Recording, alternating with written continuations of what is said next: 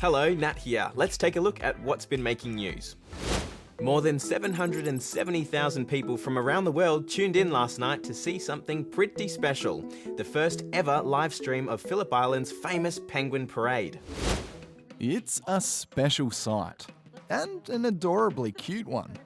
When people tune into live penguin TV, you're going to see the penguins arriving on the edge of the beach and making their dangerous dash across the beach and back to their burrows for the night. That's Phillip Island Nature Parks Ranger Sky.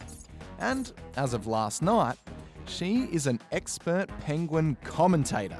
Oh, yep, and we've got more penguins arriving. Look at that. Oh, wow. So they have had to spread out. Look at that.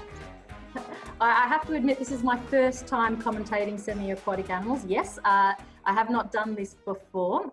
See, thousands of people a day usually flock to Phillip Island to watch these little guys waddle and waggle their way from the ocean to their nests. But now with the park closed, rangers still wanted to share the experience. And let's just say people online loved it. Last night we had so many people viewing. We had 771,000 people tune in, and the comments were just flying. By the time you could read a comment, it was gone. Now, not only are these penguins, super cute, Sky says they're also super duper talented. So penguins have, or little penguins, our little penguins, have incredibly high velocity poo.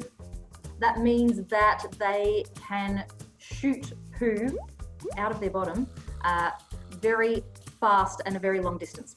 So they'll aim their bottoms outside the burrow and then shoot the poo outside so it's not in their space. That's a good idea. I wouldn't want to poo in my space either, so.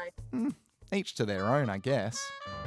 If you're sad you missed out, don't worry, my friend. They're now streaming these super pooper penguins and their journey every single night. Look, it's really hard to be too upset when you get to watch a penguin waddling on a camera. It's just a very sweet thing, that rocking from side to side. It just makes you feel good, I think.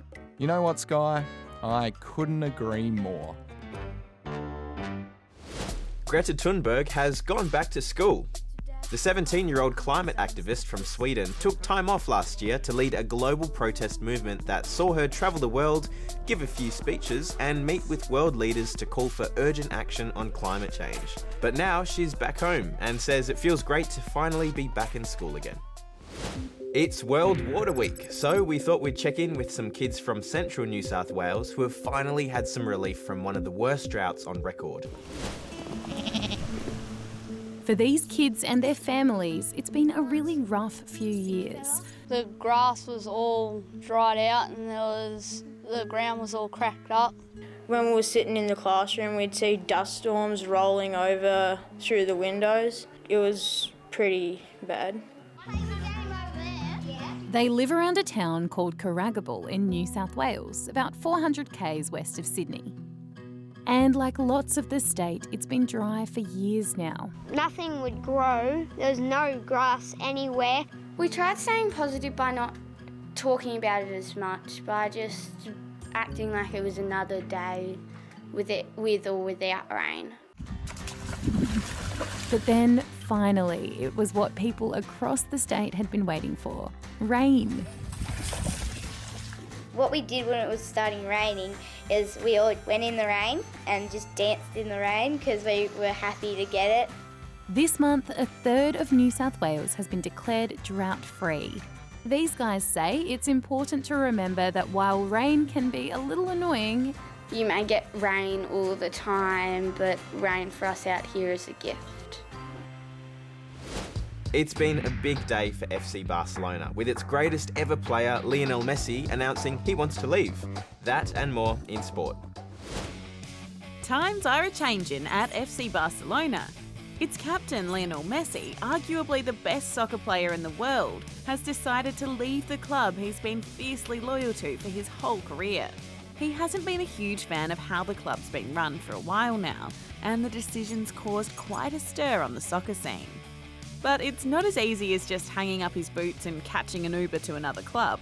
He's still contracted to Barcelona till June next year, and the only way he'll get out of it is if his club agrees to it or if a rival side pays about $1.15 billion for his release. Netball games don't get much more thrilling than this. The Giants and the Firebirds were neck and neck the whole game, but a goal from Caitlin Bassett literally a second before the buzzer sounded gave the win to the Giants. Okay, look away now if you're scared of heights. An explorer from Switzerland has become the first person ever to parachute from a solar-powered plane. He says he wanted to make a statement about renewable energy. Mission accomplished, I guess. That's all the news for today, but don't worry, we'll be back again tomorrow. Bye.